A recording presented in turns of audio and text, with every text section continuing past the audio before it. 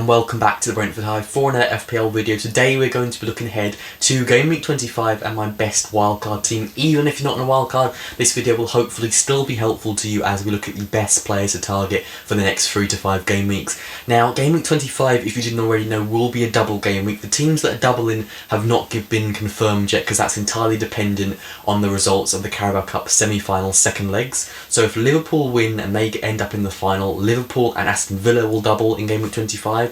If Spurs see out their 1-0 victory and go into the final, it will be Spurs and Fulham who double in Gameweek 25. So important facts there to consider. Now moving on to the goalkeepers, we have Raya and Fabianski. For me, there are 3 standout goalkeepers this season: Raya, Sells and Pickford. And as you'll see in a minute, I've got another Nottingham Forest defender, so I've ruled out Sells. Pickford, I don't know, it was so close between Raya and Pickford, and honestly it's just small margins. I just back the Arsenal defence a little bit more than the Everton defence from now until the end of the season. I still think Everton will get clean sheets, and if you want to save a little bit of budget and go to Pickford, I'm perfectly fine with it. I just think I prefer the Arsenal defence between now and the end of the season to keep a little bit more clean sheets. But obviously, we'll see at the end of the season, Everton could just as easily keep more clean sheets. So it is really small margins there between the goalkeepers. Onto the defence, we have got Kerkez, Robinson, Munoz, Aina and Burgess. Burgess will be the bench defender, the third sub that doesn't really get involved in any of your team plans. And the other 4 defenders, you could start any of them any week and it should be fine, but one of them will most likely be on the bench most weeks. So Kerkez, Robinson, Munoz, Aina, they're probably the best 4 defenders. The only maybe change you could probably make is if you put Sells over Raya and then Gabriel over Aina. I'm fine with that. I think that's a decent move if you want to go for that. I've just gone with Raya and Aina because they're both in my personal team. Moving on to and also of course Robinson, a Fulham player. If Fulham do get a double game, he's someone you're almost guaranteed to want in your team because he is such an assist magnet. Got double figures assists this season already from a defender. Is kind of crazy to think about. Moving on to the midfield, we've got Justin Kluivert, Brian Mbeumo, Cole Palmer, Mo Salah and Morgan Rogers. So Mbeumo, Palmer, Salah, they should be locked in your team. Pretty much every engaged manager should own those 3 players this season because they're just, if you don't own them, you're going to be watching their team's results from behind the couch pretty much every week because they're the main talisman for their team. Also, if Liverpool get a double game week, Salah should be the set and forget captain for this week. As for Kluivert, it's between him and Semenyo. I've gone for Kluivert because I feel like there's a bit more haul potential there, but if you already have Semenyo on the team, perfectly fine to stick with him. There's very little between the two, but I feel like it is important to have at least one Bournemouth attacker and defender in the team for this run of games because they just look so good. Really unlucky to not get something against Liverpool in Game Week 24. And as for Morgan Rogers, of course, Aston Villa player, great budget midfield. If they get doubled, you'll definitely want some Aston Villa players, and he's the one I personally have.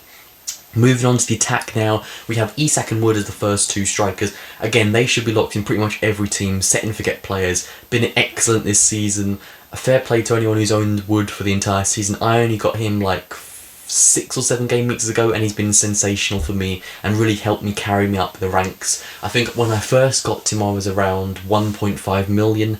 Now I'm inside the top 100k and he's a massive part of that because he's been so good. A lot of managers sold him and benched him last game week for his hat-trick, which obviously really hurt, but for me, set and forget start every single game week.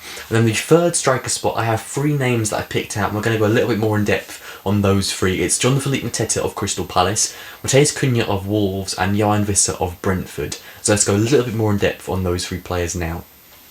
So as for Mateta, let's start off with team involvement. So how many of their team's goals are these 3 players involved in? Mateta is involved in 39% of Crystal Palace's Premier League goals this season. He's got 10 goals and 1 assist, so close to 40% of his team's goals that he's been involved in.